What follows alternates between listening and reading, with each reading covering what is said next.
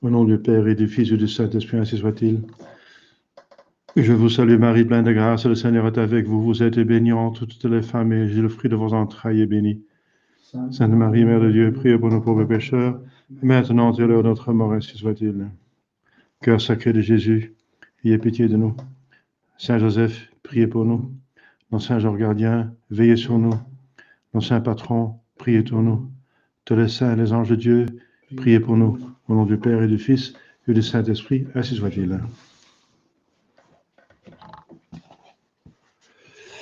Chers fidèles, nous continuons avec le catéchisme sur les sacrements.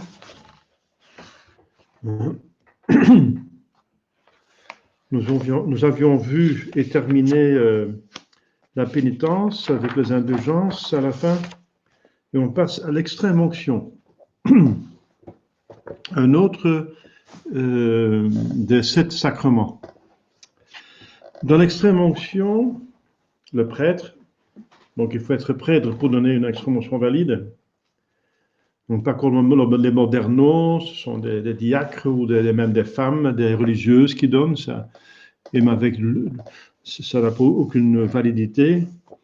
Et surtout que maintenant, en plus, ils utilisent de l'huile qui a été sacrée par un évêque qui n'est pas évêque, un sacre invalide, et en plus, ils utilisent la matière invalide parce qu'ils n'utilisent pas forcément l'huile d'olive, mais toute autre huile végétale, quoique seulement l'huile d'olive est matière valide. Donc, il y a multiples raisons pourquoi l'extrême onction dans le Novus Ordo est absolument du quatsch, comme on dit, absolument invalide, et scandaleux et sacrilège. C'est tromper les âmes quand ils sont en train de mourir, c'est affreux, n'est-ce pas? Donc c'est un prêtre validement ordonné. Il fait une onction aux 5 sens, les 5 sens extérieurs du chrétien. Dangereux malade, ça veut dire danger de mort. Dangereusement malade. Des onctions avec l'huile d'olive consacrée par un évêque lors de Jeudi Saint à la messe chrismale. Chrisma, donc ça veut dire, donc c'est une des l'huile la plus noble. Donc la messe où l'évêque consacre les 3 huiles est appelée selon l'huile la plus noble, le Saint Crème, la messe chrismale. Et il prie sur lui, sur le malade. Donc il fait d'autres prières, bien sûr. Par là, le malade est guéri quant à l'âme et souvent quant au corps. L'extrême onction, on va voir quels sont les effets d'extrême onction. Il y a plusieurs effets. L'extrême onction est un sacrement institué par notre Seigneur Jésus-Christ. C'est le Concile de Trente qui le dit dans sa session 14e. C'est dans l'Écriture sainte. L'Écriture sainte, Saint Jacques parle expressément de l'extrême onction. Quelqu'un parmi vous est-il malade, qu'il appelle les prêtres de l'Église et qu'il prie sur lui, loignant, donc donner une onction, loignant, d'huile au nom du Seigneur. Et la prière de la foi sauvera le malade. Le Seigneur le soulagera, et s'il a des péchés, ils lui seront remis. Voilà, donc c'est absolument clair dans l'évangile même, dans l'écriture sainte même, dans l'épître de Saint Jacques. Et le pape Innocent Ier déclare expressément que ces mots se rapportent à un sacrement, celui de l'extrême onction pour les moribonds. Donc un sacrement, ça contre les protestants, n'est-ce pas, qui ne reconnaissent pas ce sacrement.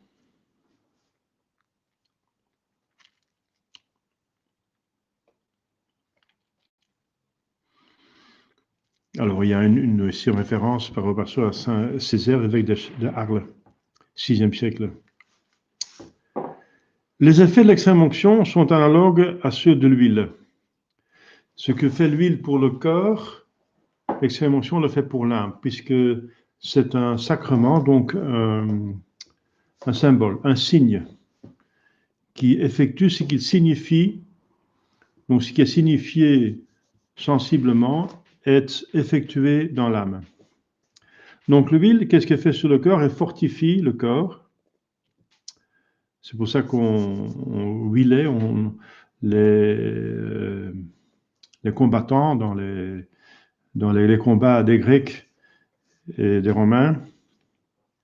Les athlètes étaient totalement massés avec de l'huile. L'huile guérit. Ça peut guérir adoucir les plaies, rend l'homme capable d'obtenir la vie éternelle.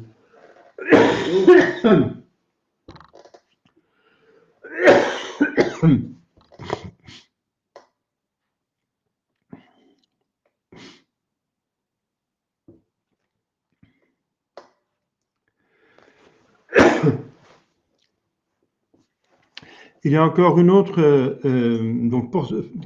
autre propriété de l'huile qui n'est pas marquée par ici, c'est que l'huile pénètre les matières. Si on laisse tomber une goutte d'eau sur une pierre, elle s'évapore et puis on ne voit plus de traces.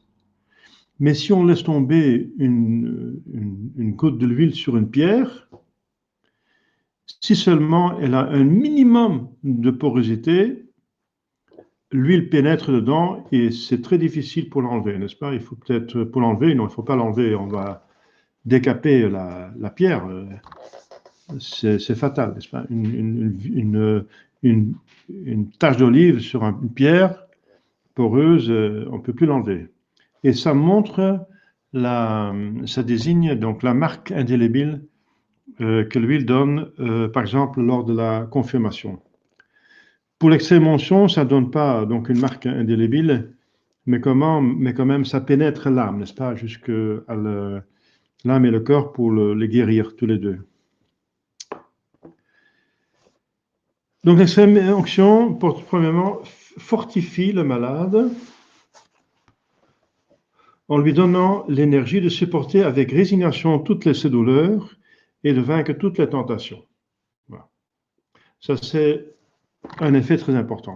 Parce que pour donner l'extrême onction validement, il faut pas seulement un prêtre, mais il faut qu'on mette du parti du fidèle ou de celui qui reçoit, donc le baptisé, bien sûr, il faut être au minimum baptisé, qu'il y a un danger de mort à cause de deux causes, maladie et ou vieillesse, mais pas un danger d'accident.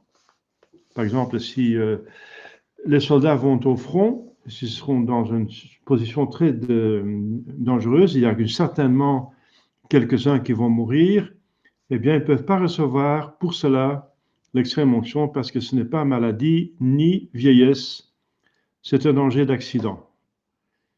Mais une fois qu'ils sont blessés, là, ils peuvent recevoir l'extrême onction parce que là, il y a donc c'est considéré comme une maladie, une blessure, et alors on peut donner l'extrême onction si la blessure est un danger de mort, un danger mortel à cause de cette blessure.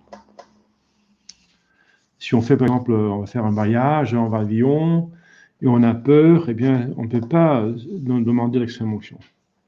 Même si on va subir une opération, on n'est pas gravement malade. Il n'y a pas une maladie qui menace la vie. Mais si on veut quand même subir une opération pour une autre raison, et qui est quand même dangereuse, qui pourrait mal tourner, eh bien, on ne peut pas demander l'extrême onction, puisque ce n'est pas maladie ni âge. C'est seulement le risque encore d'avoir un accident. Si, je répète, donc, pendant la réparation, il y a un problème, et alors à ce moment-là, vous êtes blessé à mort, à ce moment-là, vous pouvez recevoir l'extrême onction. C'est pour ça qu'il faut un aumônier des hôpitaux, troupes des hôpitaux, et nominer des armées pour être toujours à disposition pour des cas donc, qui peuvent arriver. Donc, l'extrême onction fortifie alors le malade parce que, bien sûr, il ne va pas mourir forcément, mais il y a un danger et ça suffit pour lui donner l'extrême onction validement. Si on donne l'extrême onction sans qu'il y ait un danger de mort, l'extrême onction est invalide. C'est un sacrilège encore. On ne peut pas le faire. Donc, il faut un danger de mort dans l'année, dans le laps d'une année. Réel, parce que tout le monde peut même mourir dans l'année, mais ce n'est pas un risque réel. Si maintenant déjà il y a une cause maladie ou l'âge, n'est-ce pas, on a passé les 80, etc., on a une fragilité, alors c'est tout à fait raisonnable de... Ça dépend du docteur, il faut demander au docteur. C'est le docteur, le spécialiste, qui peut vous dire s'il y a un danger de mort. Ou bien c'est le bon sens. S'il n'y a pas de doute pour le bon sens, alors ça va aussi. Ou bien s'il y a un doute pour le bon sens, demandez au docteur, qui peut vous dire s'il y a un danger de mort. Donc les docteurs qui ne disent jamais qu'il y a un danger de mort, pour ne pas vous inquiéter, ils donnent un mauvais service aux chrétiens. Nous, on prie pour pouvoir se préparer pour la mort. D'une mort subite, donc imprévue, délivrez-nous Seigneur. C'est une invocation dans la litanie de tous les saints. D'une mort imprévue, délivrez-nous Seigneur. Donc c'est un mal. Il faut pouvoir se préparer. Parce que l'extrême onction va ensemble avec les derniers sacrements, au pluriel. Et il y a inclus au cours des sacramentaux des prières. Donc ça commence avec la bénédiction de la chambre où se trouve le malade. Ensuite,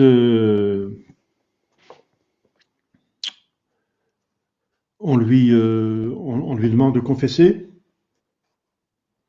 C'est pour ça qu'il faut faire venir le prêtre le plus vite possible et pas attendre jusque le malade n'a plus la conscience, n'est-ce pas?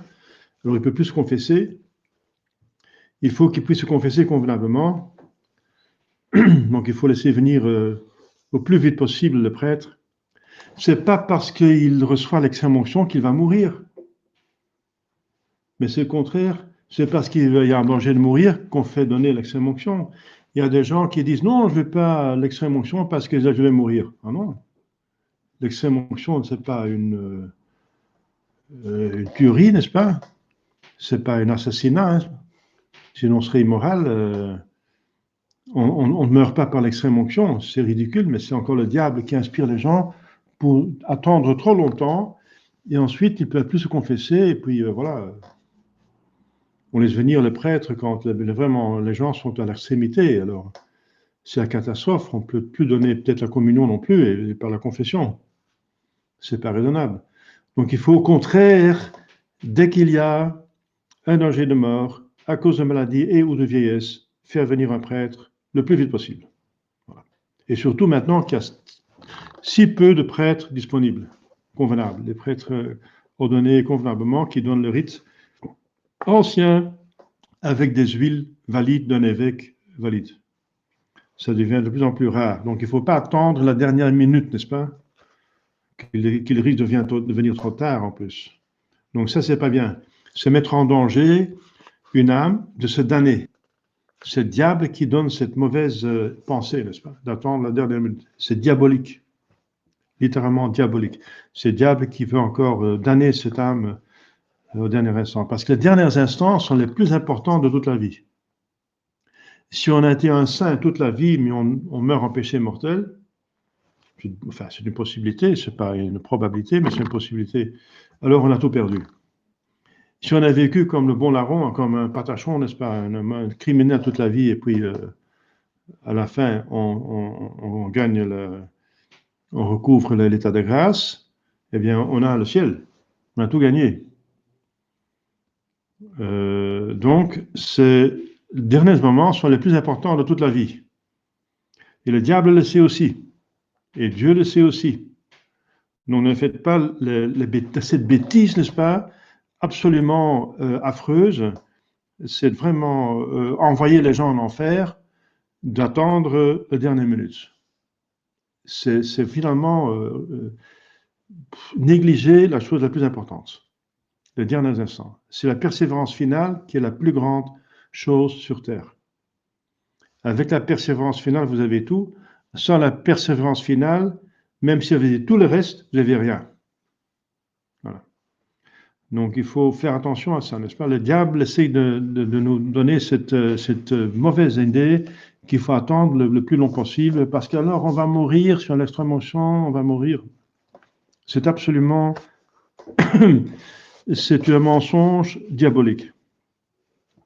Au contraire, comme vous allez voir, l'extrême onction peut même donner la guérison, si Dieu veut.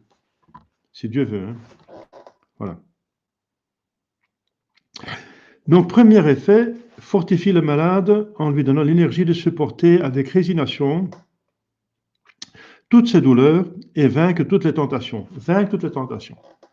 Parce que le diable veut encore faire un péché mortel avant de mourir. Puisque la personne est malade, c'est souvent un péché par pensée. Il y a plusieurs péchés par pensée. Le 9e commandement, hein, et aussi le 10e.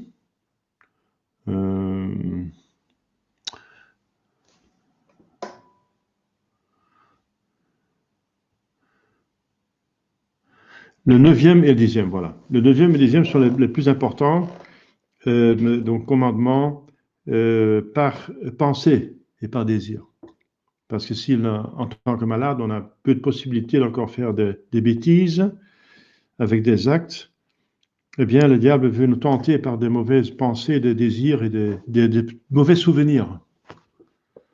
Alors, c'est très, très dangereux, n'est-ce pas? Donc, il faut que le diable va tout faire pour encore damner cette âme au dernier instant, pour lui faire un péché mortel. Ah oui, bien sûr, c'est la seule possibilité qu'il a pour encore damner cette âme. Bien, donc, il faut absolument... C'est pour ça qu'il y a l'extrême onction, pour donner la force de la persévérance finale, pour tenir jusqu'au bout.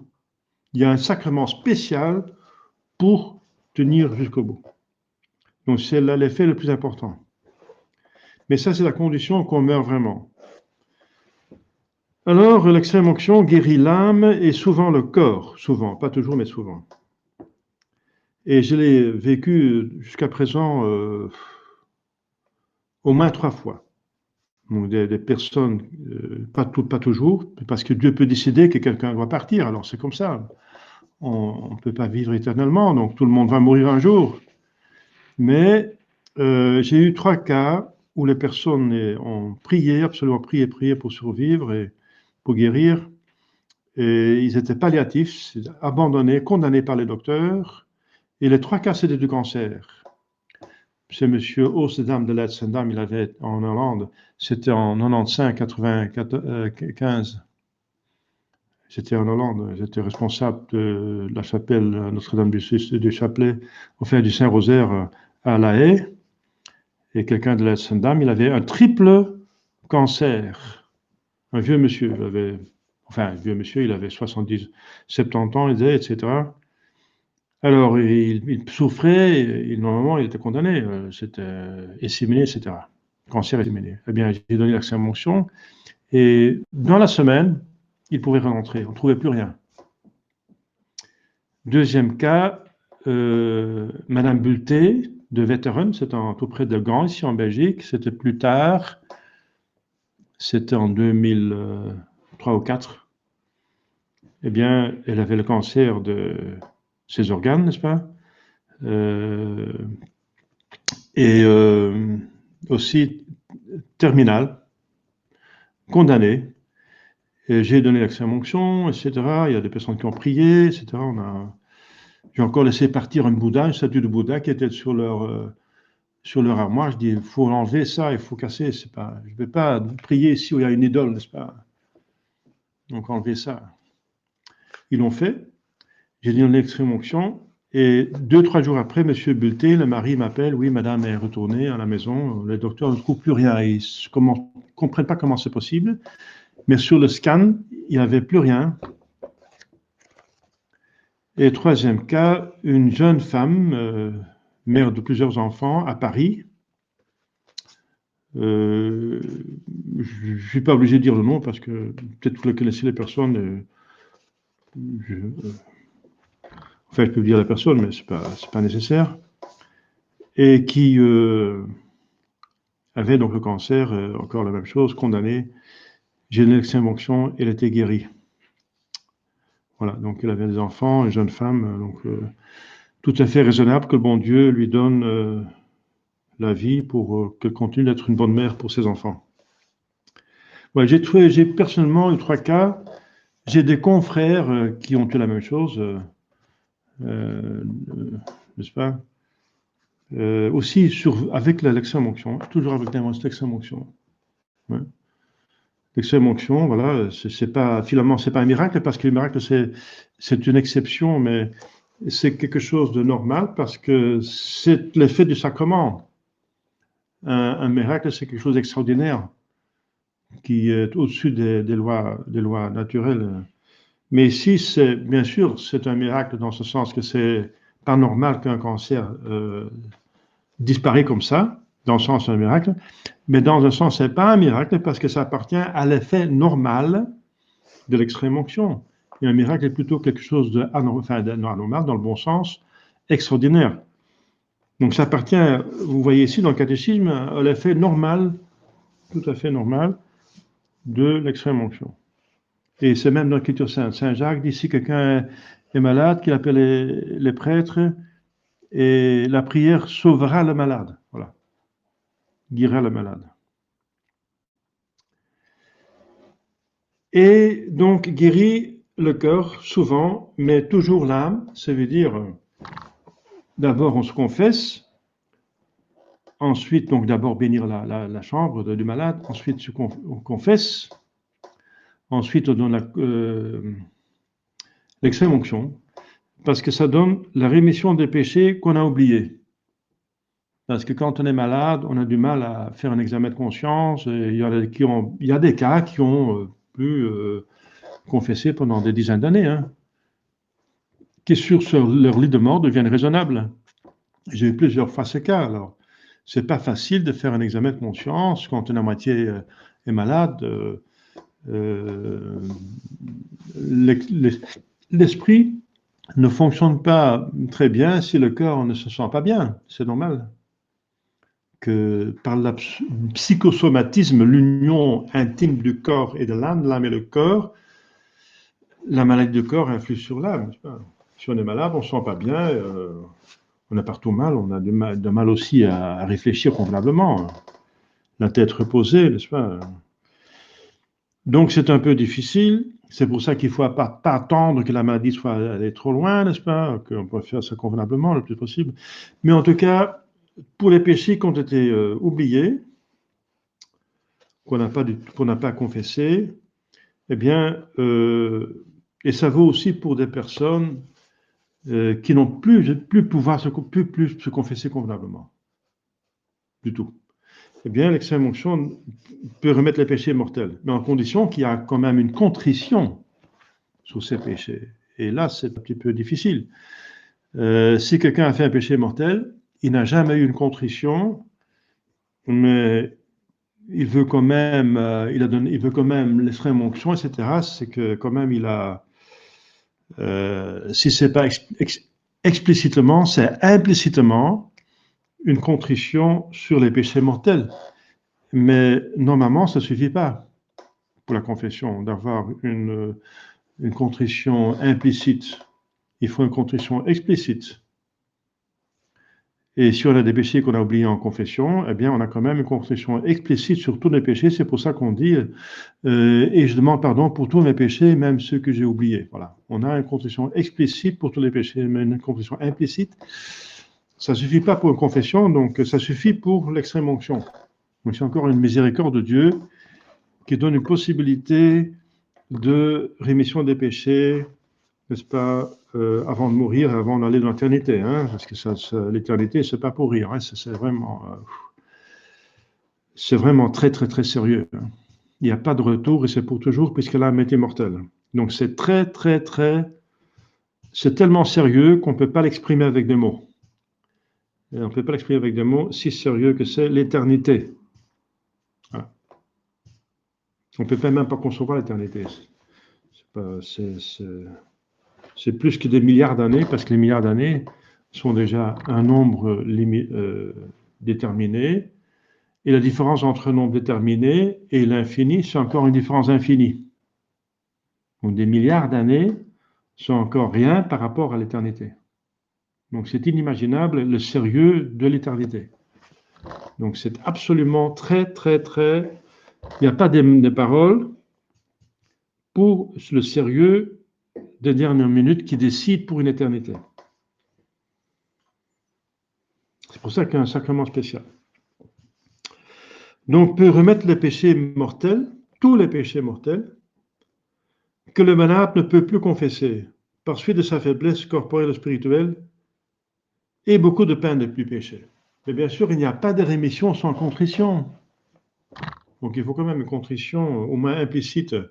Et quand ils sont malades, oui, bien sûr, ils ont fait venir un prêtre parce qu'il faut quand même, l'extrême onction se fait avec la permission du malade. Mais s'il n'était pas là, été à la messe, il n'a pas pratiqué, ce qui est pas toujours, mais souvent, bien sûr, mais pas rarement, assez souvent le cas, qu'on laisse venir un prêtre, on n'a pas pratiqué pendant des années, mais sur son lit de mort, on veut ce qu'on fait, on veut quand même, on a peur, on ne veut pas prendre les risques, et alors on veut quand même, voilà, l'extrême onction. Voilà. On n'a pas voulu aller à la messe pendant sa vie, mais sur son lit de mort, on change d'idée. Eh bien, est-ce qu'il sait encore qu'il doit avoir contrition? Mais le prêtre doit le dire, mais s'il a perdu la conscience, alors cette extrême onction se donne sur le souhait qu'il a, avant qu'il perde conscience, de recevoir l'extrême onction, le deuxième sacrement. Ou bien on peut même donner l'extrême onction parce qu'il a donné des signes de repentir avant de perdre la conscience. Oui. On peut donner. S'il y a un doute, s'il a vraiment, alors on donne tout sous condition. Si tu es contrit, je donne ça. Voilà. Elle rend aussi la santé quand celle-ci est utile au salut de l'âme. Voilà, bien sûr. Donc pas forcément. Parce que je dis tôt ou tard, nous devons mourir tous. Donc ça c'est absolument... Il n'y a pas d'exception. Il n'y a aucune exception, aucune, absolument aucune, à la mort. Ne pensez pas qu'on peut échapper. C'est personne qui a jamais, aucun homme n'a jamais échappé à la mort. Et aucun n'échappera. Jésus-Christ lui-même est mort, la Sainte Vierge est morte, Adam et Ève sont morts, même Élie et Enoch, qui ne sont pas morts, sont allés dans le paradis terrestre, mais ils vont revenir pour témoigner à la fin des temps, et alors ils vont mourir le martyre. Et avant la fin des temps, tout le monde va mourir par le feu, et alors il y aura la résurrection générale. Il n'y a aucune exception, absolument personne, c'est vraiment absolu qu'il ne va pas mourir. Ça, c'est une certitude. C'est une certitude, c'est ça. On va mourir tous, un jour. Donc, voilà. Mais la mort peut être différée, voilà. Si on a de bonnes choses à faire, par exemple, sur son lit de mort, on va dire Dieu, si vous me donnez la santé, je vais prier tous les jours le chapelet, je vais faire des bonnes œuvres, je ne vais plus faire des bêtises, ça et ça et ça, je ne vais plus faire ça et ça et ça, je vais mener une vie religieuse le autant que possible, je vais faire beaucoup de bien. Alors, le bon Dieu peut être très très motivé à ce moment-là pour vous prolonger la vie, hein. Ça c'est sûr. On peut motiver le bon Dieu avec ça, bien sûr, parce que le bon Dieu ne veut pas mieux qu'on va mériter, qu'on mérite un plus grand ciel, donc il nous laisse vivre pour avoir un plus beau ciel. Si vous dites ça, vous avez forte chance que le bon Dieu vous donne la guérison. C'est faire des promesses. Mais alors il faut le tenir. Il vaut mieux ne pas faire des promesses que de faire des promesses et pas les tenir. Faire des promesses, c'est bon, hein, des vœux, à condition qu'on les tienne. Alors si on les tient, si on a fait un vœu, de prier, etc., et de suivre, devenir tertiaire, voilà, de suivre une règle, par exemple, c'est magnifique, c'est excellent. Eh bien, mais il faut tenir la promesse. Et alors, on agit sur l'obéissance, donc on a plus de mérite. On a plus de mérite par un vœu, de faire la même chose avec un vœu que sans vœu. La même œuvre a plus de valeur à cause de l'obéissance. L'obéissance au vœu que vous avez fait à Dieu. Voilà. Donc c'est une chose très importante, hein, ce sacrement. Il est très important. Hein, donc, c'est le dernier qui décide de l'éternité. Hein. L'extrême onction, troisièmement, nous rend plus capables d'obtenir la vie éternelle. Parce qu'elle augmente en nous la grâce sanctifiante et par là même l'amour de Dieu. Voilà. Comme tout sacrement, il donne la grâce sanctifiante quand il s'agit encore des péchés mortels oubliés, ou bien pour s'il n'y a pas des péchés mortels oubliés parce on s'est bien confessé avant, il augmente la grâce. Donc l'extrême onction vient après. Donc, on fait l'aspergès, le prêtre fait l'aspergès, mais s'il y a le temps, si la personne est en train de mourir, il saute tout, il va directement commencer. Parce qu'ici, il y a une question de 2 minutes, mais s'il n'y a pas question de 2 minutes, alors il va faire ça convenablement, il va bénir la pièce, aspergesmer, et il va confesser. Ensuite, l'extrême onction, parce qu'elle peut donner rémission des péchés mortels. Et ensuite, la communion. Le viatique, ça s'appelle le viatique. La dernière communion, parce qu'il y a une première communion et il y a une dernière communion, bien sûr. Et la dernière communion s'appelle viatique. C'est via, ça veut dire on a un itinéraire à faire, ça veut dire on passe de cette vie à l'au-delà. On fait un itinéraire de changer d'univers. Oui. Et c'est un itinéraire. Donc c'est un viatique, ça veut dire on reçoit une portion de nourriture spirituelle pour faire le voyage. Le viatique. Via, ça veut dire la voie, le voyage. Le viatique. Et ensuite, donc, le prêtre donne un sacramental, cette bénédiction papale de l'article de la mort qui donne une indulgence plénière au moment qu'on meurt. Donc, il donne cette bénédiction dans les rituels, c'est une bénédiction rituelle, avec l'eau bénite, etc., avec des confitures et plusieurs de prières. Ensuite, pour que le fidèle malade puisse gagner l'indulgence plénière, eh bien, il faut qu'il fasse 2 choses. Qu'il accepte le genre de mort que Dieu lui envoie, sans révolte, qu'il accepte ça de tout cœur, enfin, voilà, parce que c'est un châtiment pour le péché. Il n'y a personne qui échappe à la mort, donc on accepte le genre de mort que... Si Dieu la mort est décidée par Dieu, pas par le diable, ni par nous, parce que si on fait un suicide, on fait un péché mortel, on ne peut pas le faire. C'est Dieu seul qui décide de l'entrée dans cette vie et de sortir dans cette vie. Et si on va le supplanter, on va encore payer la dette. Hein. Si c'est nous qui décidons par des préservatifs, on va payer une grande dette. C'est à Dieu de décider quand on vient ou quand on ne vient pas, ou quand on part. Voilà, donc quand Dieu a décidé qu'on part, eh bien, il faut accepter la volonté de Dieu. Et deuxièmement, il faut appeler le nom de Jésus et de Marie. De parole ou bien de cœur, si on ne peut plus parler. Et à ces 2 conditions, qu'on accepte le genre de mort et on prie Jésus-Marie, même avec le cœur, on a une indulgence plénière au moment de mourir. Donc c'est très important que le prêtre donne cette bénédiction papale à l'article de la mort et qu'on rappelle le malade quand il va mourir de dire Jésus-Marie, Jésus-Marie. Ayez pitié de nous. Et puis, Jésus-Marie, priez pour moi. Et Jésus, aidez-moi. Jésus-Marie. Invoquez Jésus et Marie. Et normalement, le prêtre va vérifier, va faire encore plus de choses. Il va vérifier si vous portez le scapulaire du Mont Carmel. Et si vous n'avez pas, il va l'imposer. Et si vous l'avez, il va donner le scapulaire. Si vous êtes en hôpital, il va donner la médaille parce qu'on ne supporte pas le scapulaire, le corps médical ne supporte pas le scapulaire, parce que c'est une corde, ils disent, ils peuvent s'étrangler dans son sommeil, etc. Toutes des histoires, n'est-ce pas?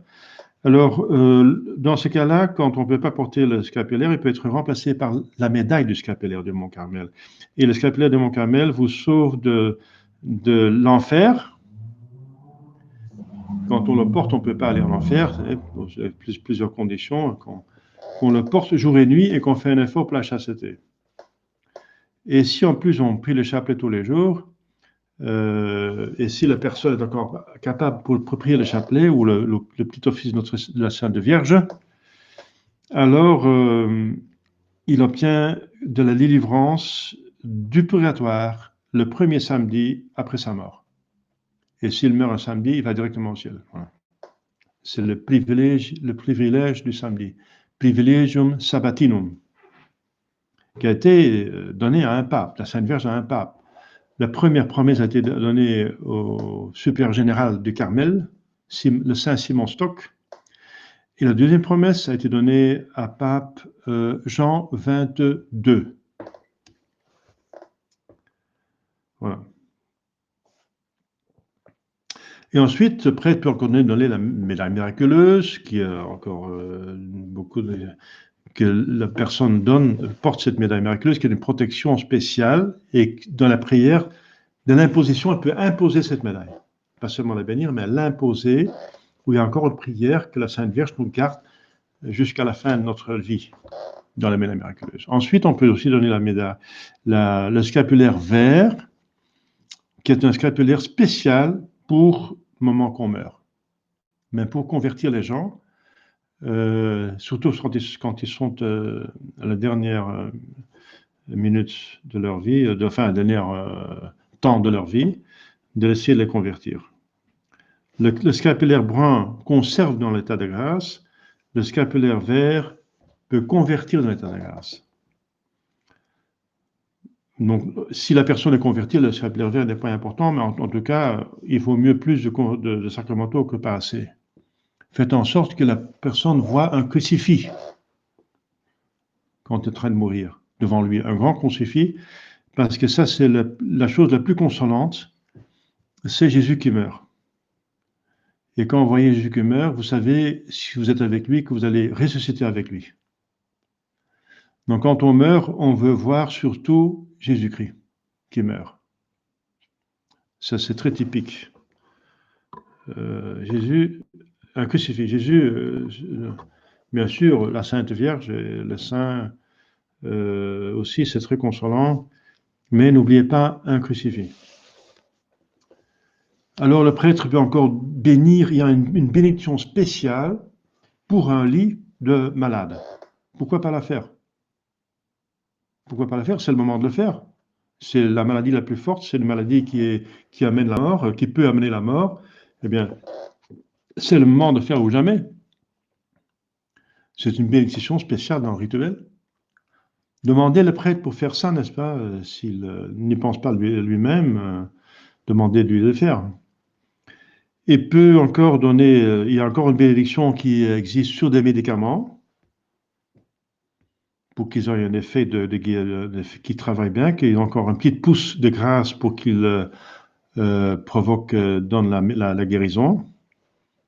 Donc il y a une bénédiction pour les médicaments. Et alors je pense qu'on a fait le tour. Ah oui, il y a encore une bénédiction de malade, tout simplement. Il y a encore une bénédiction de malade. Et je dirais last but not least, on dit en anglais, la dernière chose, mais pas la plus moins importante, c'est que si la personne n'est pas confirmée, ou pas confirmée validement, ça peut être fait ça peut arriver avec des personnes jeunes qui meurent, qui sont en danger de mort.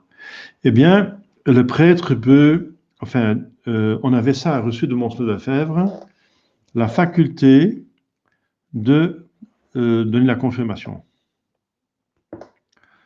Donc, en cas de nécessité, d'urgence, on pouvait donner la confirmation. Pourquoi c'est une urgence? Bien parce qu'on ne peut pas venir un évêque comme ça chez quelqu'un qui meurt. Eh bien, le prêtre peut donner, mais il faut une juridiction, un mandat, n'est-ce pas, qui vient normalement du pape, des évêques, etc. Eh bien, Monseigneur Lefebvre a reçu ça comme missionnaire, et nous étions dans la fraternité de la convention missionnaire, de donner ça, n'est-ce pas, la confirmation. Le prêtre peut le donner, mais avec mandat. Normalement, c'est un évêque qui le donne. Eh bien, il y a nécessité, parce que la personne est en train de mourir. Et pourquoi il faut donner la confirmation? Bien parce que ça donne une gloire supplémentaire. Ça augmente la grâce, donc la gloire du ciel, et en plus, ça donne une marque indélébile supplémentaire. Donc, ce n'est pas négligeable, n'est-ce pas? On ne peut pas mépriser la confirmation. Donc, il y a pas mal de choses à faire quand quelqu'un est malade. Ce n'est pas seulement l'extrême onction, c'est pour ça que le prêtre doit avoir le temps pour bien faire ça. Donc, faites venir le prêtre le plus vite possible quand il y a un danger de mort à cause de maladie et ou d'âge. Celui qui n'est pas gravement malade ne peut pas recevoir l'extrême onction validement. Et c'est même sacrilège.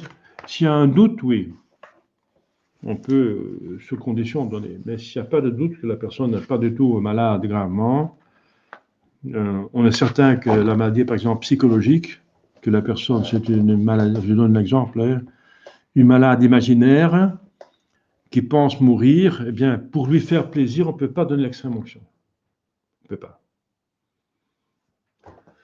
Celui qui est gravement malade peut la recevoir immédiatement afin de recouvrir la santé spirituelle et corporelle. Ceux qui n'ont pas l'usage de la raison ne peuvent pas recevoir l'extrême onction. Oui. Parce que c'est le complément du sacrement de pénitence. Et la pénitence non plus, on ne peut pas donner à des personnes sans raison. Enfin, qui n'ont pas l'usage de la raison, je veux dire. Parce qu'il faut avoir la contrition de ses péchés. Donc, il faut connaître ses péchés. Il faut savoir que c'est un péché. Il faut savoir que c'est une contrition.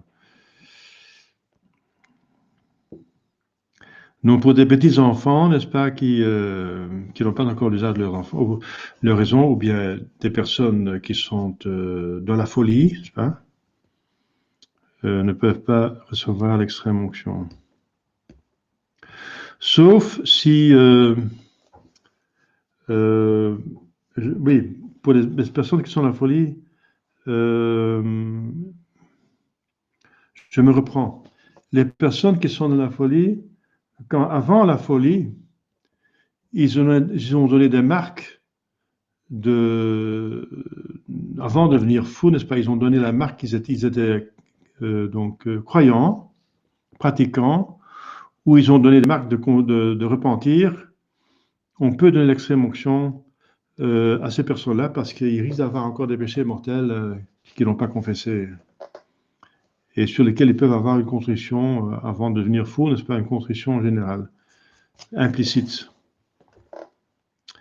Donc, l'extrême onction ne peut pas être donnée à des enfants qui n'ont pas encore eu l'usage de la raison. Parce que là, il n'y a pas de péché à pardonner.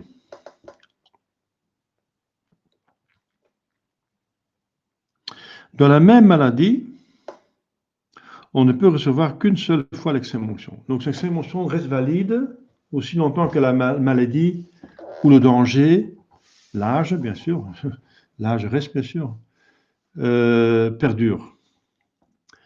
Si on guérit et on reçoit la maladie de nouveau, alors on peut réitérer l'extrême onction parce que c'est une retombe.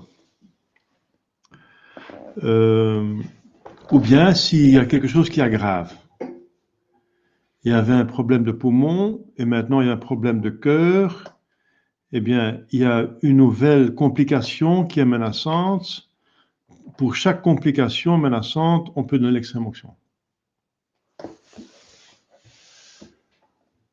Voilà, donc avant de recevoir l'extrême onction, la malade doit se confesser et ensuite, voilà, et ensuite, enfin, ici il y a marqué communier, mais c'est évident que la communion vient après l'extrême onction, puisqu'elle peut encore remettre les péchés mortels.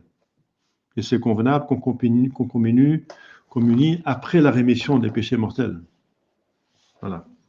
Donc d'abord, confession, extrême onction, communion.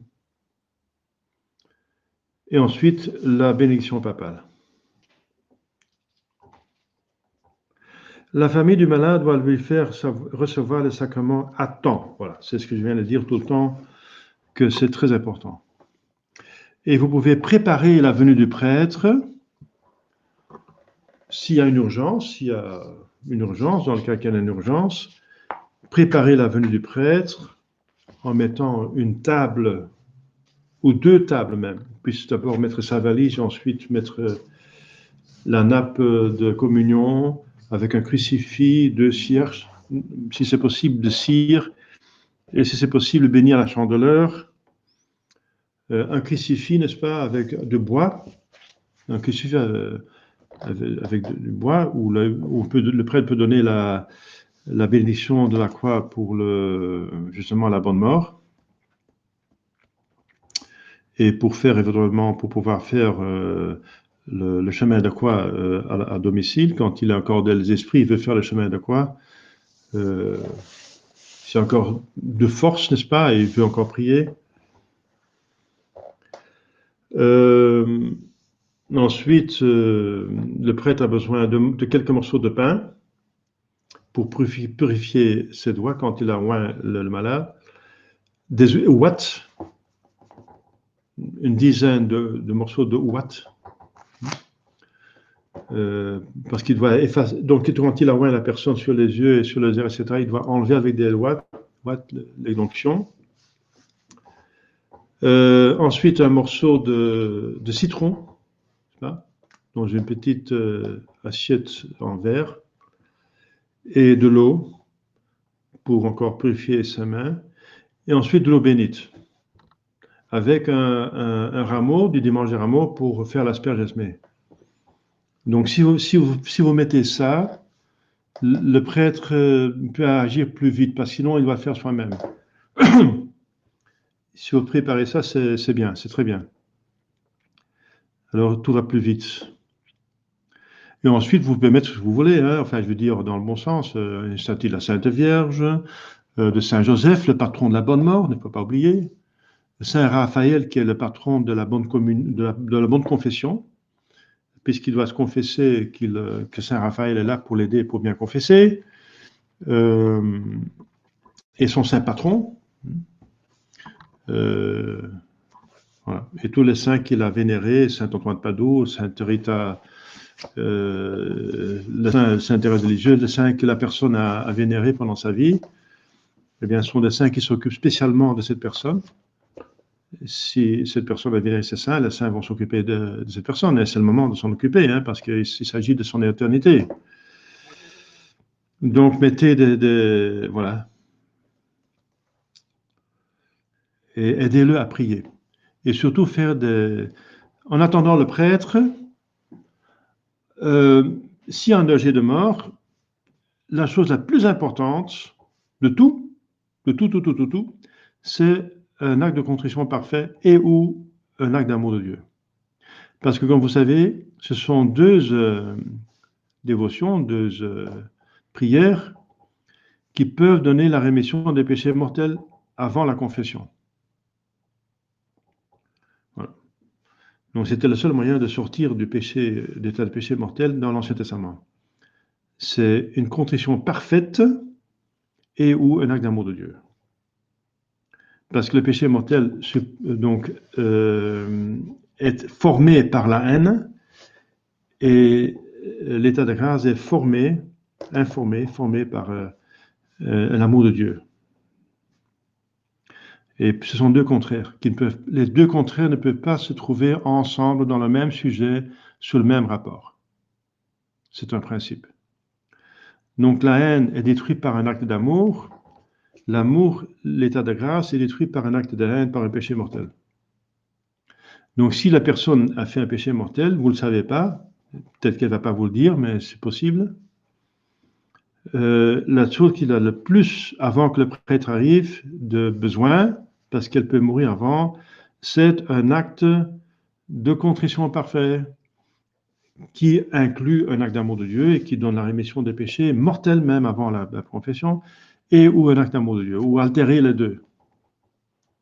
Priez avec lui ou avec elle, mais faites souvent des actes de contrition parfaite et de acte d'amour de Dieu. Donc c'est bien de connaître par cœur ces prières. Sinon, il faut un livre bleu ou un missel. Mais si ça arrive dans la rue, si quelqu'un traîne à un accident, et c'est quelque part, vous n'avez pas forcément avec vous un livre de prière. Donc il faut connaître quand même le minimum de prières par cœur. Et si vous êtes sûr que la personne est catholique, bien sûr, est validement baptisée. Et si la personne n'est pas baptisée et elle veut se convertir, alors encore il faut savoir comment baptiser. Hein. Ça arrive aussi que les personnes sont mourantes et qu'ils veulent se faire baptiser à la dernière minute. J'ai parlé lors du baptême, j'ai parlé de l'abbé Laguérie, qui à Paris était là quand un musulman était écrasé par une voiture. Et l'abbé est allé voir, il disait oui, je suis musulman, mais je vais me convertir. J'ai toujours voulu me faire baptiser, mais j'avais peur de la fatwa, donc la condamnation des musulmans. Maintenant, baptisez-moi parce que je vais mourir. Et l'abbé Gargui, il avait, je sais pas, de l'eau bénite dans sa poche, je suppose. Il avait de l'eau à sa portée et il a baptisé la personne avant de mourir. Donc cette personne, elle est allée droit au ciel. C'est magnifique. Donc si la personne n'est pas baptisée et elle a une contrition, vous pouvez faire une œuvre magnifique d'envoyer cette personne au ciel. C'est merveilleux. Voilà. Donc, est-ce qu'il y a des questions? On vient de finir le chapitre sur l'extrême-onction. Question? Ça va? Est-ce qu'il y a des saints spéciaux pour un mort, un bon mort? Oh oui, un bon mort. Oui, pour commencer, Saint Joseph.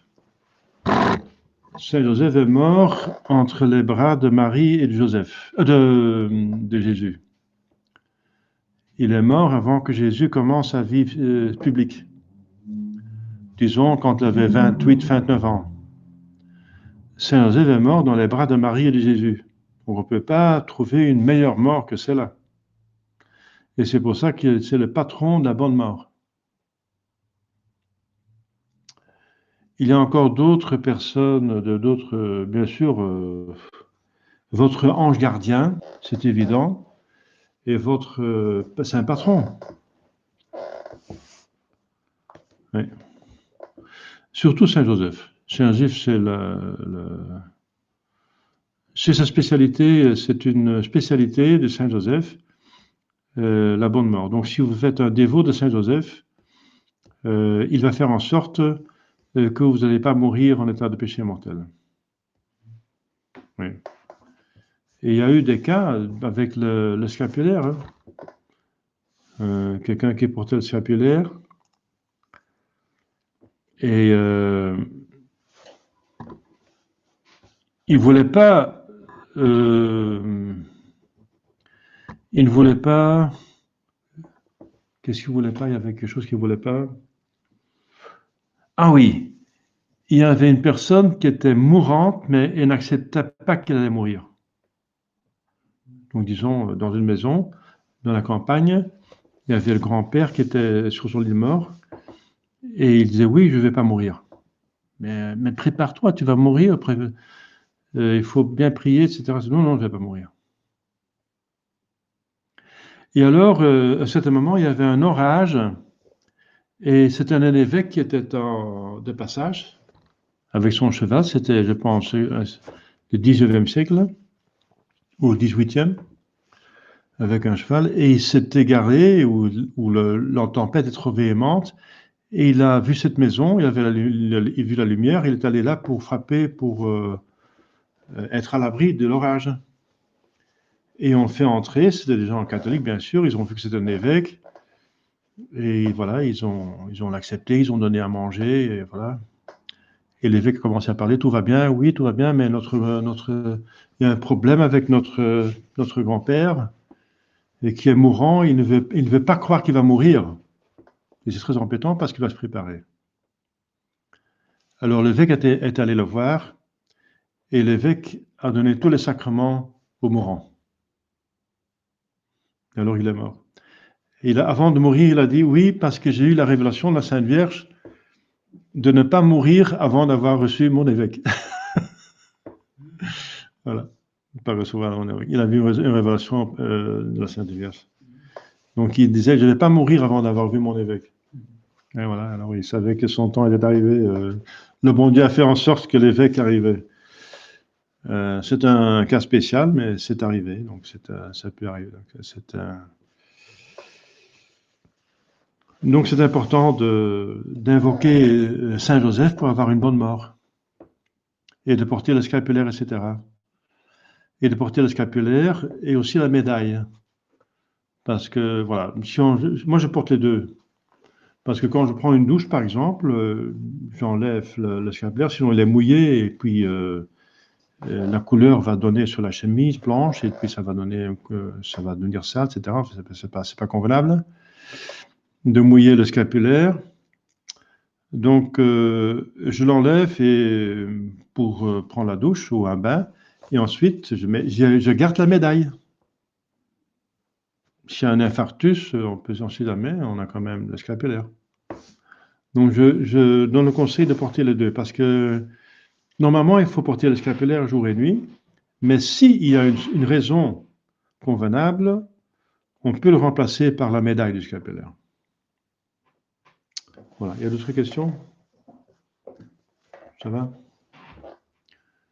D'accord.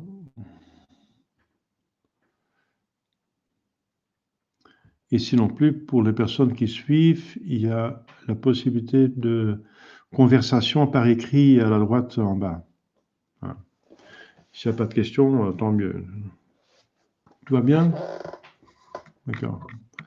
Voilà, donc je souhaite une bonne soirée et à la prochaine. Si vous avez des personnes qui sont intéressées par des cours, n'hésitez pas de me donner leur adresse email ou bien de leur envoyer des liens.